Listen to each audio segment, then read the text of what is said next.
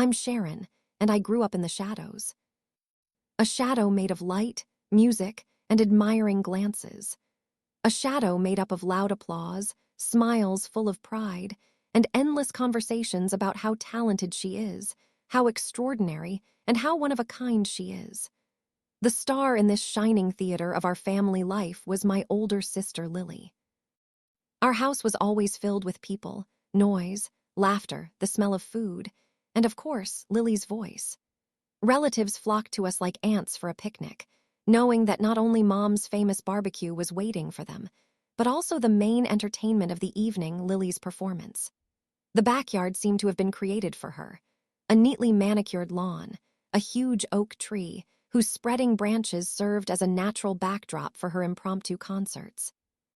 Dad lit the grill, the smoke from the coals rose into the air, mixing with the aroma of sizzling meat, while Mom rushed between the guests, making sure that everyone had full glasses and satisfied faces. I saw how she caught Dad's eye, and in that look I could read pride, not for our cozy home, not for the delicious food, but for Lily. Lily, honey, Aunt Marge's clear voice rang out, easily breaking through the hum of countless conversations. Sing us something, darling. And that's when everything stopped. All eyes were on her, and even those who had just been furiously discussing the latest gossip fell silent in anticipation of a miracle. Lily, radiant and confident, jumped onto a chair, her favorite scene, shook her golden curls, which danced in the light of the garden lanterns, smiled mischievously, cleared her throat, and the magic began. My heart will go on, she howled, sincerely trying to reach the heights of Celine Dion. And the adults were absolutely delighted with it. They clapped, cheered, and shouted enthusiastic words, as if Lily were actually performing on a big stage in front of an audience of thousands. Mom was beaming. Dad was stealthily wiping away a tear. In those moments, they seemed to forget about everything in the world. What about me? I retreated into the shadows, trying to become as inconspicuous as possible, as if hoping that someone would forget about my existence. It's not that I didn't want to sing. I tried, of course, but every time I opened my mouth, the sound my ligaments made was like the death cry of a strangled cat. And the poems, forget it. The words got confused, the language became clumsy, and I started to stutter. I heard the whispers of relatives, their restrained sighs and comparisons. Well, not everyone can be stars. She doesn't look like Lily at all. But it wasn't just them. I saw it in my parents' eyes, too. I could feel their disappointment, even if they never said it out loud. Lily was taken to dance lessons, then to vocal lessons, then to an art studio. She was surrounded by attention, care, and admiration. What about me? I was on my own, but frankly, I didn't really worry about it. I found solace in books, in their dusty pages, on which whole worlds full of adventures, magic, and secret mysteries unfolded. The only person who seemed to really see me was Grandma Maggie. She found me when I was hiding behind the garage or climbing into the treehouse, trying to hide from the noise and other people's conversations. "What kind of adventure are you on today, Sharon?" "What is it?" she asked, sitting down next to him, and there was genuine curiosity in her voice. I looked up at her, grateful for her attention. "I'm reading about ancient Egypt," I replied, holding up the cover of the book. Maggie nodded, her old but still penetrating eyes sparkling. "You've got a good head on your shoulders, girl," she said. "Don't let anyone tell you otherwise." Those moments with her were like a lifeline for me in the midst of a raging ocean. She didn't need me to sing, dance, or shine on an impromptu stage. I could just be myself with her, a quiet, bookish girl who found solace in ink and paper.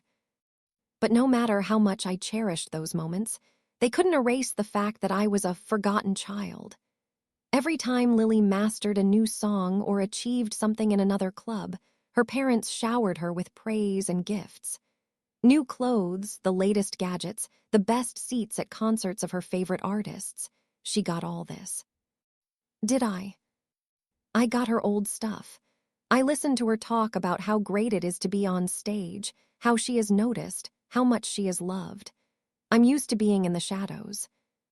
School became my sanctuary, my refuge, a place where I could be not just someone's sister, not just Sharon, Lily's shadow, but myself, a person who is valued for my own achievements, and not for family kinship with the rising star of the family pantheon. Although I was never Miss Popular, I did not gather an enthusiastic crowd around me and did not know how to deftly weave into endless conversations like Lily. I found my element in studying. I found a rhythm in which I was comfortable to exist. I found pleasure in not just sitting at my desk, buried in a textbook, but to really understand the subject, to get into its essence, to look for answers that were hidden behind lines of dry formulations and paragraphs of complex theories. I didn't let the lessons overwhelm me. I didn't let the teacher's words fly past my ears. If I didn't understand something, I wasn't afraid to ask. "Mrs. Thompson," I said after class, approaching the teacher's desk with a notebook full of pages filled with notes. "Could you explain this part about mitosis again? I don't think I fully understood." She was smiling, and there was something like approval in her gaze, as if she was pleased to see a student who was not just memorizing the material, but trying to understand its essence. "Of course, Sharon," she replied warmly. "Let's discuss this together." If the teacher couldn't give me the time, I went the other way. I asked for recommendations of books, additional manuals, any materials that could help me figure out the subject on my own. My backpack was always full of textbooks, notes, printouts of articles, notebooks with notes made at night by the light of a desk lamp, when I stubbornly sat over the pages until my eyes began to droop with fatigue. And this work has paid off. When I entered high school, for the first time in my life, I felt that I could be the best. I wasn't just coping, I was outperforming everyone in my class. I was the first. I've become the best at something. And even if my successes did not cause a standing ovation, even if no one waved their hands in delight, even if there were no noisy family evenings dedicated to how Sharon got the highest score again, but I knew. This is mine. This is what I achieved without anyone's help, without ladders extended to me, without roads paved by the caring hands of parents. I even made a few friends like me, quiet, enthusiastic, who prefer to discuss literature or the Pythagorean theorem rather than the latest fashion trends or school gossip. I felt comfortable in their company. We could sit in the library, bent over books, and I didn't have to prove that I was worth anything. But nothing has changed at home. As graduation approached, our house turned into the headquarters for Lily's preparation for admission. Mom was in constant enthusiastic motion, collecting her sister's portfolio, helping her prepare projects, rereading her essays, discussing the prospects of advertising campaigns. "Oh dear," she exclaimed, examining one of Lily's ideas. "It's just perfect. You're so talented." I'd roll my eyes and go to my room, burying myself in books, pretending I didn't care. But one evening, at a family dinner, when Lily's plans were discussed again, when admiring voices were heard again, when the whole world revolved around her again, something inside me could not stand it. "I'm going to college too," I blurted out. There was instant silence. It was so deafening that it made my ears pop. And then laughter. They all laughed. "Oh, honey," Mom said, wiping tears from her eyes. "We don't have the money for this." I felt something break inside, but Mom continued without even noticing my condition. "You'll need to find a job after graduation, Sharon. You're just not as gifted as your sister." I wanted to laugh and cry at the same time. I wanted to scream. I wanted to punch the table. I wanted to smash all the dishes in the house. I wanted to destroy this image that they painted about me. "But I'm the best student in my class," I croaked, feeling anger fill my entire being. They exchanged glances. "Is that true?" Dad muttered, clearly surprised. I jumped up, rushed to my room, grabbed my report card, and threw it on the table. They bent over, looking at the numbers. Their eyes widened. "Amazing," Dad muttered, scratching his head. "When did this happen?" Mom asked, as if she couldn't believe what she was seeing. "This has been happening for many years." I blurted out, looking at them with anger that boiled inside me, turning into lava. "And none of you even noticed it." Mom looked away, as if she was ashamed, but Dad didn't even think to relent. "Look, it doesn't change anything," he said harshly. "We spent all our savings on Lily's education." "So there's nothing left for me," I whispered, hardly believing his words. "I'm sorry, Sharon," he said without a trace of regret. "You're going to work at Cousin Frank's restaurant after graduation." I didn't answer. I just turned around and ran up the stairs, ignoring their screams, flew into my room and slammed the door so hard that the walls shook. I fell on the bed, burying my face in the pillow, and I was shaken by sobs so deep, so heavy that it seemed they were tearing pieces of my soul out of me. But amidst the pain and despair, I felt something else. Something inside me hardened. Good. If they don't help me, I'll find another way. I'll show them all what Sharon is capable of.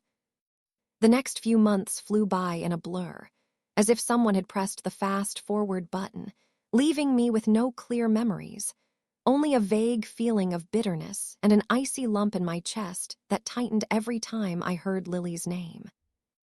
Her departure for college was lavishly arranged. A farewell dinner at which Mom filled plates to the brim, Dad told jokes, and the guests, numerous aunts, uncles, and family friends, admired her future, vying to predict a brilliant career for her, while I silently watched all this from my seat, trying not to betray the feeling that rose inside me along with the acrid taste of disappointment. I didn't cry when they took her to the airport. I didn't wipe my tears when Mom and Dad returned home, looking both happy and devastated. I didn't try to comfort them when they talked about how strange it would be without Lily now, how empty the house had become, although, to be honest, for the first time I could breathe freely for a long time. I threw myself into my studies, like a person grabbing a lifeline in the middle of a raging sea, clinging to books, notes, and additional assignments to prove to myself, and to the whole world, even if no one noticed, that I'm worth something, that I can be the best, that I don't need someone's nod of approval to know that I deserve more than I have in this family. All this time, I increasingly found refuge in Great Aunt Maggie's cozy little house. Her warm kitchen filled with the aroma of vanilla cookies and freshly brewed tea became the only place where I felt accepted. A place where I was not compared, judged, or made to feel invisible, where I could just sitting by the window, listening to the rain pounding on the glass, and feeling the tension that I had been carrying inside me, at least for a short while, let go. And one day, on one of those evenings, when we were sitting at her table, drinking tea, and the soft smell of cinnamon was in the air, she suddenly put down the cup, looked at me carefully, and asked, "So what are your plans, Sharon, after graduation?" I froze, looking into my cup, desperately trying to hold back the tears that came to my eyes, because this question was like a blow to my heart, a reminder that all my dreams, all my hopes, everything I had achieved turned out to be unimportant to those who should have supported me the most. I do not know, Aunt Maggie," I whispered, feeling my voice tremble treacherously. "Mom and Dad won't help me with college. They say that after paying for Lily's studies, they have nothing left." Maggie was silent for a moment, her gaze heavy, her lips pressed into a thin line, as if she was trying to suppress her anger. Then, without saying a word, she reached across the table and squeezed my hand tightly. "Sharon, dear," she said, and her voice was firm, but with that gentleness that always inspired me with calmness. "I have some savings. I'd like to give them to you for college. You're smart as a whip, and I'll be damned if I'm going to let your brain go to waste." Her words hit me like a wave that overwhelmed me, and I burst into tears, overwhelmed by her generosity, her faith in me, and the sudden realization that my dreams were not dead yet, that somewhere, even in one person, there was support, faith, and a desire to help me move on. "Thank you," I sobbed, throwing my arms around her neck. "Thank you, Aunt Maggie." The months flew by, and before I knew it, I was already walking across the stage at the graduation, holding my diploma in my hands, and looking around the crowd, I saw Aunt Maggie beaming, her face full of pride, her eyes sparkling, as if she knew that this moment was just the beginning of something. More than that. My parents were there too, but their expressions were different.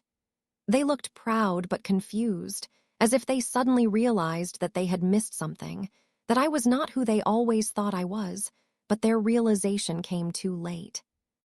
Later that evening, when I was sitting in my room, leafing through college brochures, feeling anticipation for the future flare up inside me, the door opened a crack, and my mother came in, her voice deliberately soft, sweetly sweet, as if she was trying to talk to me after a long quarrel. "Sharon, dear," she began with that fake warmth I already knew all too well, "your father's cousin Frank called. He got you a job at his restaurant, in a white suit, a waitress. Isn't it great?" I took a deep breath, gritted my teeth, and without taking my eyes off the pages, calmly said, "Actually, Mom, I won't need this job. I'm going to college." My father appeared in the doorway, his face instantly frowning. "And how, may I ask, are you going to pay for it?"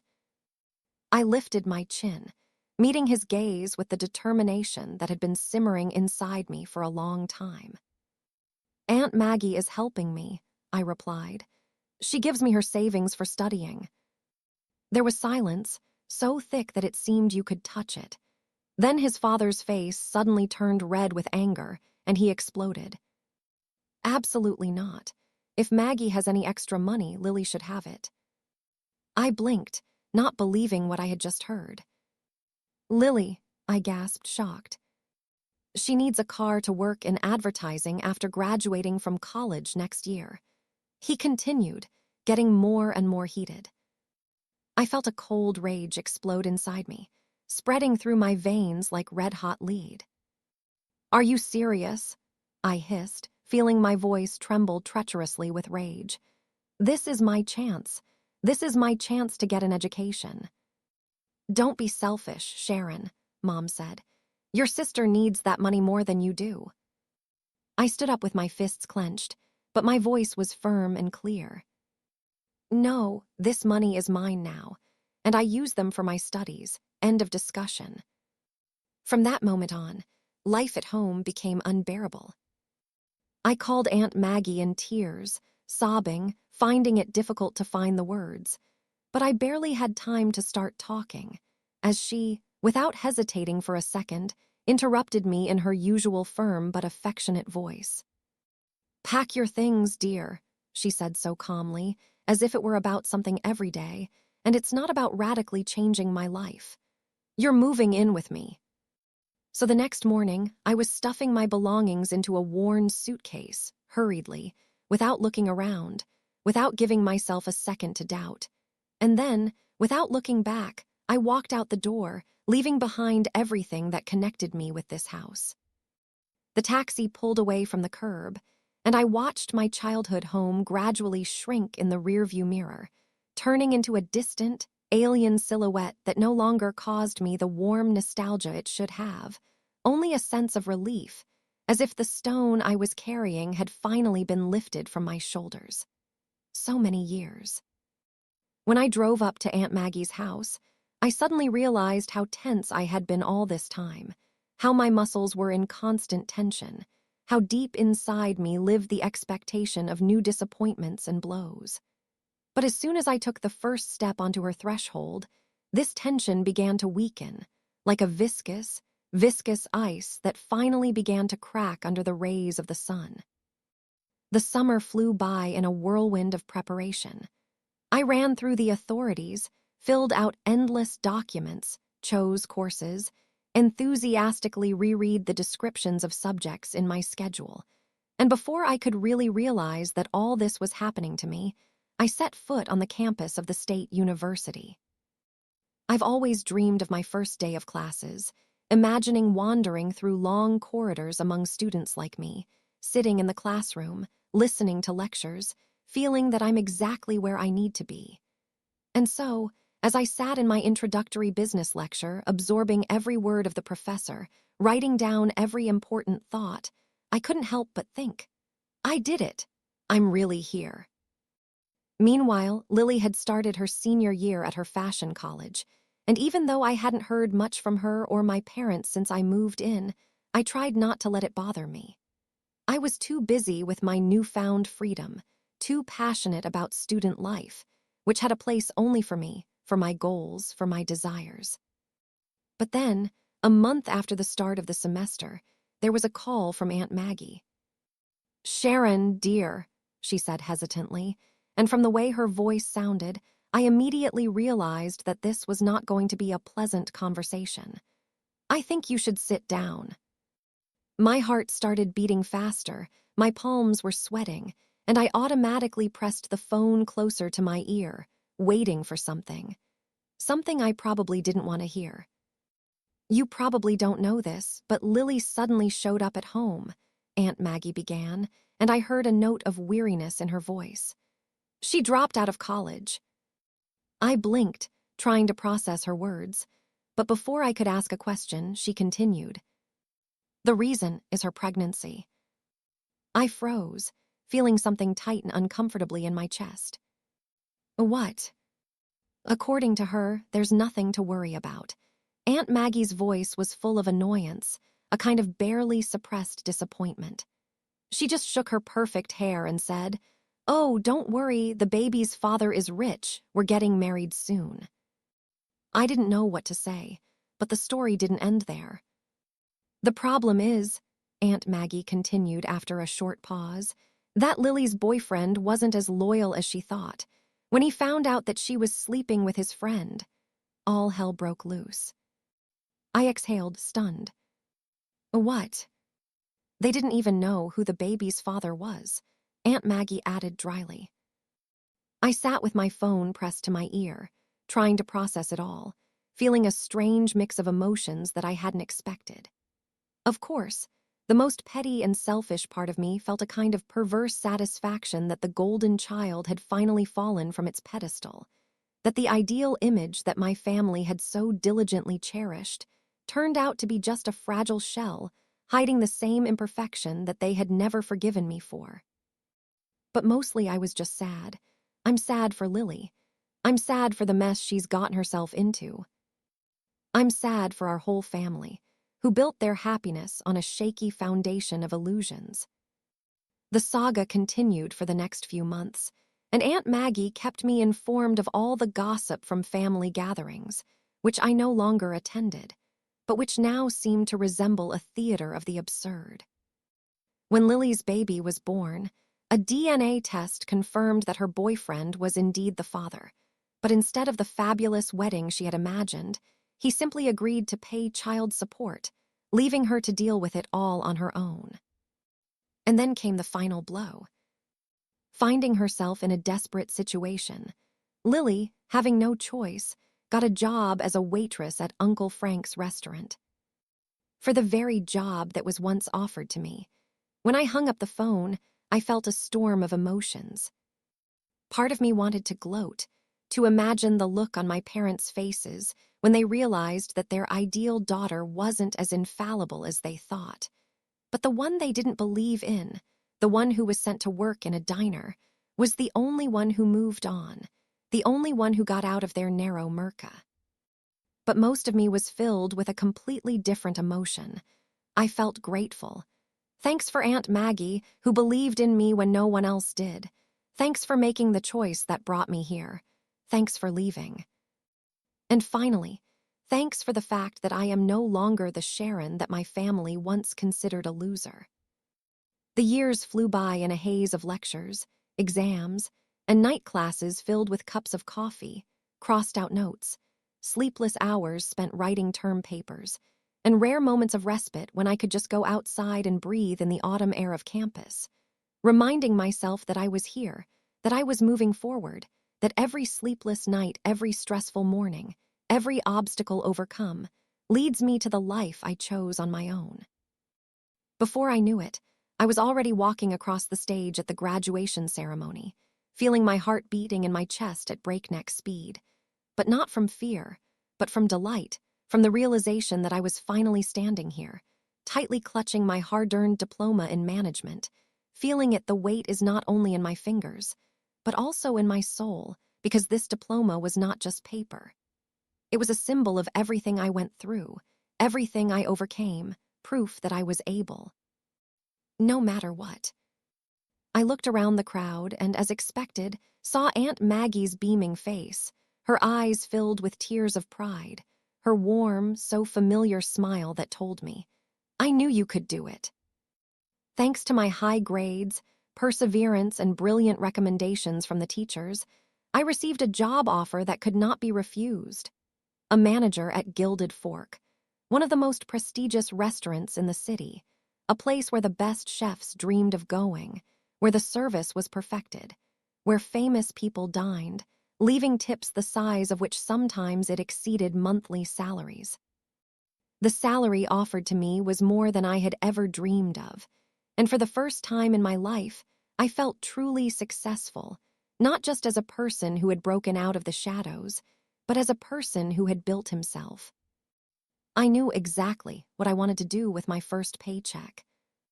I went into an electronics store, walked between the rows of glass cases filled with sparkling gadgets, and chose the newest smartphone, the one that was praised in all the reviews, with the best camera, huge screen, and fast processor.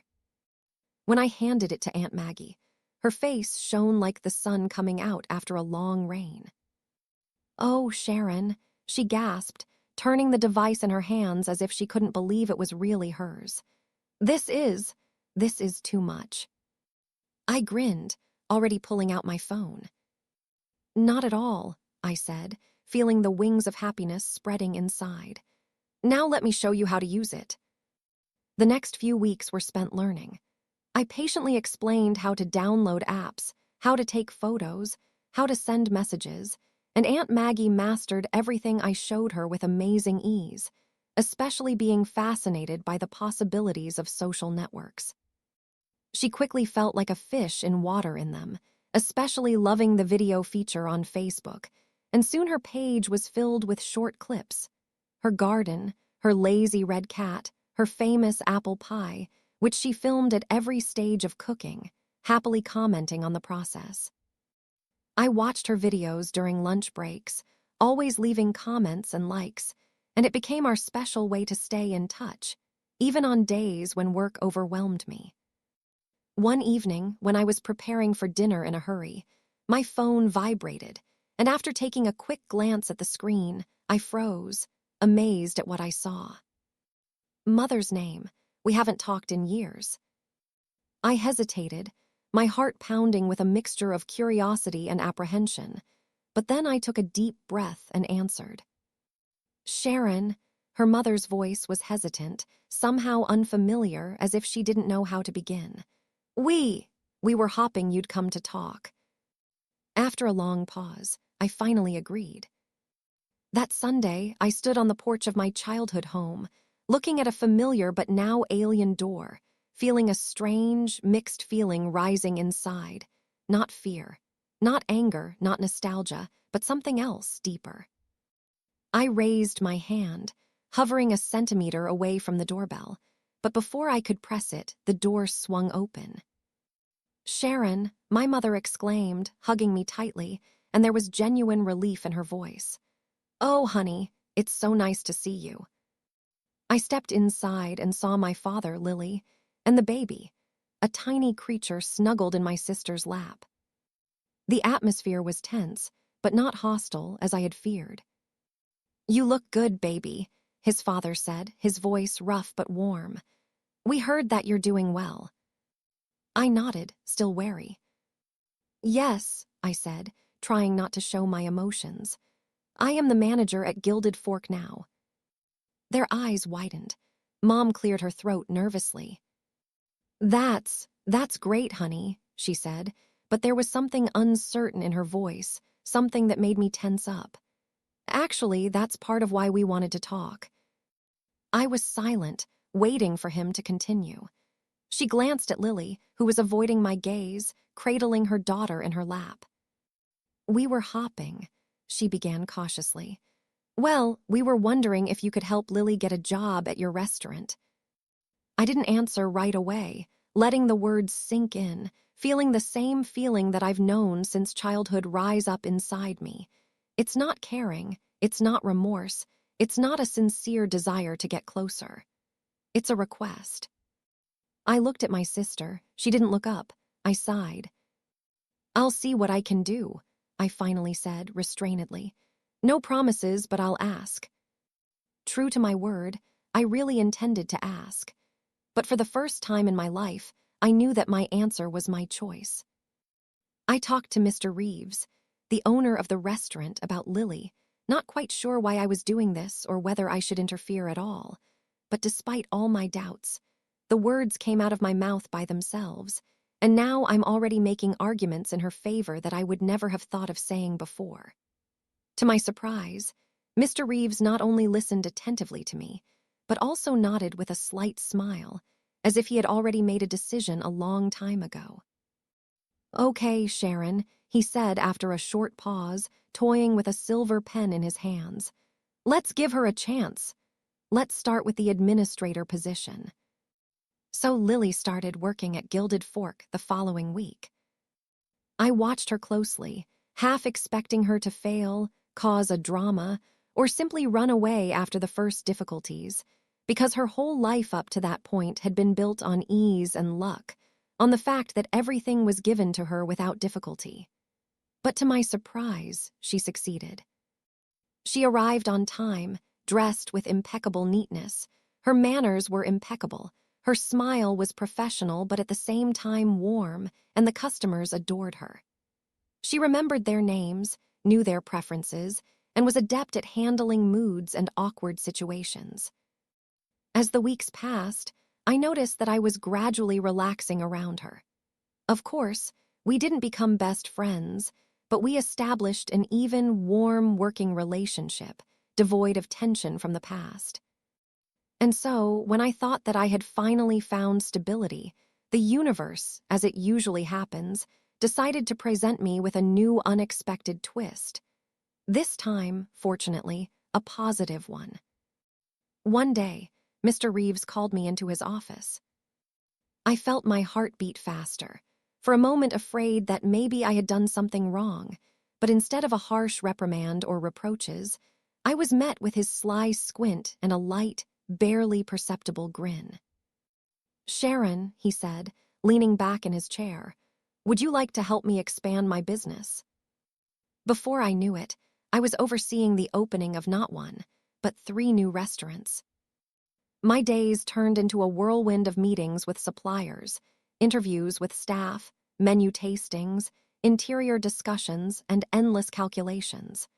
It was exhausting, stressful, exciting, and most importantly, it was everything I had ever dreamed of. The promotion was accompanied by an impressive increase in salary, and suddenly I discovered that I had more money than I could have imagined, that I no longer counted every penny, did not worry about tomorrow, and could afford everything that I had never even thought about before. That's when the calls from my parents started. At first, it was the little things. "The roof is leaking," Mom said in an indecisive voice. "We would be so grateful if you could help a little." I was surprised how nice it was to say, yes, and solve their problem with a simple transfer of funds. But it all started with the roof. Then there was a water heater, then new furniture, and soon I was financing a complete renovation of their house, realizing that my monthly contribution to their comfort and well-being had become a matter of course. As soon as their financial situation improved, the family started hosting famous house parties again, the ones where Lily had once shone and I was just a shadow. But now everything was different. "Have you heard about Sharon's latest project?" My mother told her relatives with delight. "She's opening a new restaurant in the city center. We are so proud of her." I'd catch Lily's eye across the room, and she'd smile at me a little. She also succeeded, advancing to the chief administrator at Gilded Fork. "My girls," Dad said, hugging us both, "make the old man proud." Part of me wanted to be bitter. I wanted to remind them how they treated me before, how they didn't believe in me, didn't support me. But a big part of me just enjoyed their approval, something I had craved for so long. As I drove home that evening, a wave of satisfaction washed over me. I have achieved everything I wanted: a successful career, financial independence, and the recognition of my family. I was the golden child now. But more importantly, I was them not because I was trying to appear like someone, but because I was myself. And then, one lazy Sunday afternoon, my world collapsed around me. I was sitting on the couch, idly scrolling through Facebook, sipping coffee, when I saw that Aunt Maggie had posted a new video. I smiled, expecting to see something familiar: shots of her garden, her cat, or domestic gatherings. I clicked play, and what I saw made my blood run cold.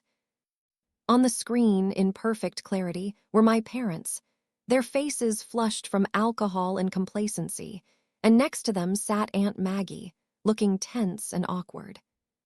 "Well, of course, we always knew that Sharon could handle it," Mom said, waving a glass of wine. "It's thanks to us that she became so determined." Dad laughed out loud, slamming his palm on the table. "Yeah, if it wasn't for us, she would have remained a nobody. We've toughened her up, taught her how to live."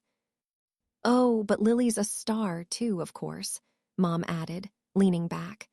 "It's just that Sharon has finally chosen the right role for herself.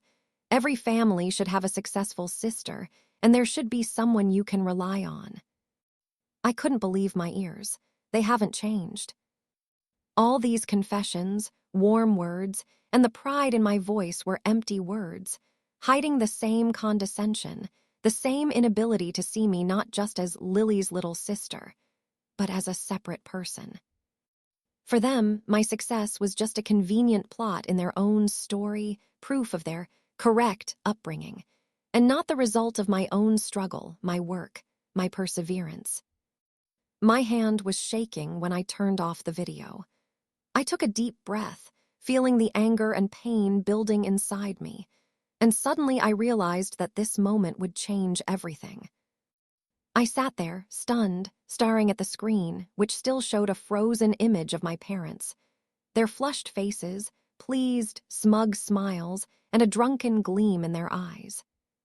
"And Sharon, that ungrateful little freeloader," my mother's voice, slurred but full of venom, crashed into my mind, echoing in my skull like a distant bell.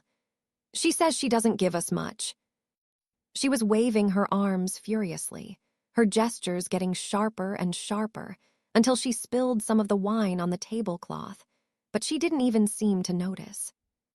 "We're not made of money, you know," she continued, now addressing someone off-screen, someone who was probably nodding understandingly.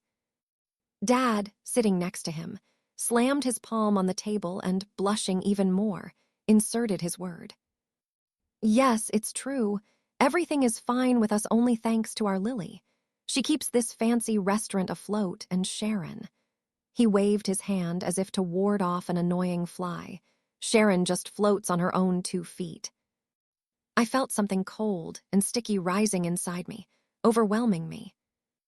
The video continued, and I saw the relatives surrounding them nodding in agreement, some even adding their own remarks, which made my insides tighten into a painful lump. "Well, of course, we are glad that she is doing well, but could she have achieved all this without her family?" Aunt Marge said, adjusting the brooch on her dress, her voice full of forced nobility. "Of course not," someone else chimed in. "She got everything she has only because she was brought up right." The camera shifted slightly and I saw Lily sitting in the corner. She looked confused, shifting uncomfortably, but she didn't say a word, didn't object, didn't try to stop this stream of lies that flowed, spreading through the room, poisoning everything around. The video is over. I sat there, not moving, feeling something inside of me crumble, turning into dust. How could they, after all I've done for them? After all the money I gave them, after all the problems I solved, after all this, they just devalued my work, my independence, my right to be myself.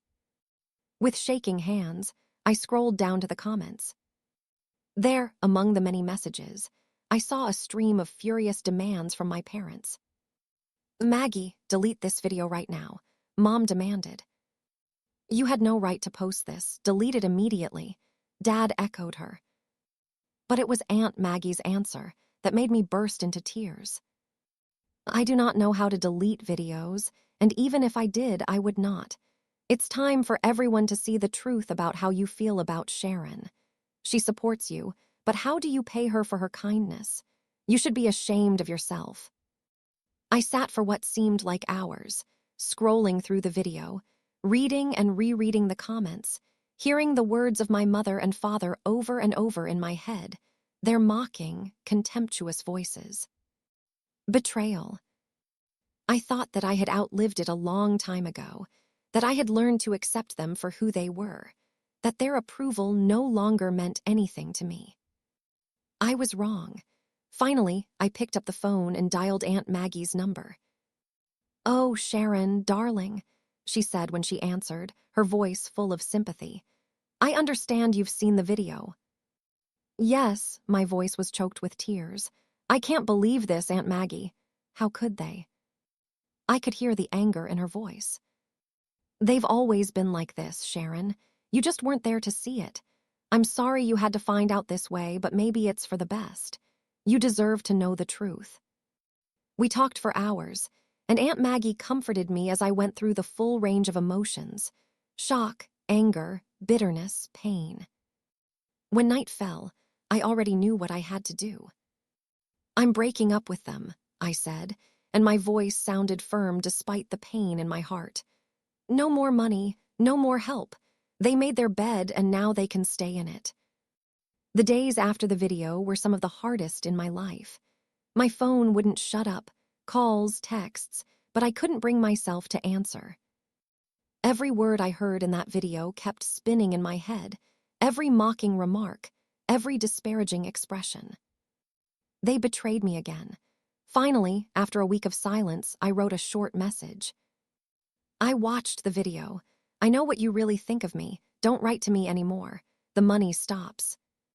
Their answers were not long in coming. At first, they apologized. "Sharon, honey, we're so sorry. We didn't mean any of this. Please forgive us." But as the days passed and I remained silent, their tone changed. "We are your parents. You owe us. You can't just leave us. We gave you life, and you're betraying us." Every new message was a blow, but I stood my ground. I gave them chance after chance, and they threw it all in my face. It's time to break the vicious circle.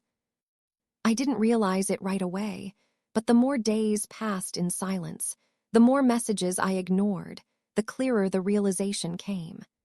I no longer have to be the Sharon my parents tried to make me, the one who clings to their approval, waits for recognition, and sacrifices herself for a love that will never be enough. Lily, oddly enough, did not interfere. At work, she remained an exemplary employee, punctual, collected, professional. Her smile was natural, her manners impeccable, her clients adored her, and the staff respected her. And if resentment lurked inside her because of the loss of financial support from our parents, she did not show it. Our communication remained cordial, but distant, as if there was an invisible line between us separating the past and the present.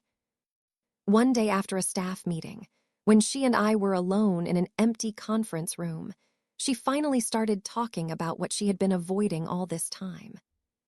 "I'm not taking sides," she said softly, tucking a lock of hair behind her ear, her voice flat, but there was something like an apology in it. "It's between you and them." I nodded, trying not to betray that a part of me still hoped that she would stand up for me, that she would admit how unfair it all was. But I understood that she had her own child to think about now, that her life now did not allow her to get involved in other people's battles, even if this battle was about her sister. The weeks turned into months, and the more time passed, the more I found solace in talking to Aunt Maggie. Our Sunday video calls became the highlight of my week. Her voice, her smile, her funny stories about gardening or unsuccessful attempts to master new baking were for me a breath of normality in the chaos that my life had turned into. "You're doing the right thing, Sharon," she'd say when doubts crept into my thoughts. "Don't let them manipulate you anymore." And I listened to her. To my surprise, other relatives also started contacting me. One day, I found a letter in my mailbox from my cousin Sarah, who was always kind to me at family gatherings, but had never before taken the initiative to talk to me alone. "I watched the video," she wrote. "I want you to know you're amazing, Sharon. What you've achieved, the way you've helped everyone despite how you've been treated. You're an inspiration. Don't let anyone tell you otherwise." I read these words over and over again until I felt something warm, almost forgotten, unfolding inside me like a blooming flower. And then there was an unexpected call from Uncle Bob, my father's brother, a man who never interfered in family matters. "Baby," he said, his voice low and warm. There wasn't a drop of judgment in it, just sincerity. "I've seen you grow up. I've seen you transform into this incredible woman. Your parents are fools if they don't see how special you are. You have a family on your side, remember that." These words were like a balm to my wounded heart. I realized that although I may have lost my parents, I had found a family that valued me for who I was, not for what role I was supposed to play. As the year drew to a close, Mr. Reeves called me back into his office. I walked in there with a little excitement, wondering if all this family drama had somehow affected my productivity, if he would say that I was distracted, that I hadn't given my best enough, that I had let down his expectations. But instead, he smiled broadly. His eyes sparkled with a warm glow, and he said without delay, "Sharon, I'm retiring next year." I blinked, not immediately understanding what he was getting at. "And I want you to take over the post of CEO of the restaurant group." I stood there in shock, feeling the words stuck in my throat. I finally gasped, hardly believing my ears. "You," he nodded, his expression extremely serious. "I've never been so sure of anything in my life. You deserve it, Sharon. You're the reason this business is booming. It's time for you to take office." I left his office, feeling my head spinning with possibilities, from the realization that this world, which once seemed unattainable to me, now lay in front of me, open, ready to accept me. And then, at that very moment, I realized something important. The little girl who once hid in her sister's shadow, who slipped into the backyard to avoid humiliating comparisons, who felt like a nobody in her own home, has grown up. And she didn't just grow up. She became a woman who surpassed all expectations, even my own.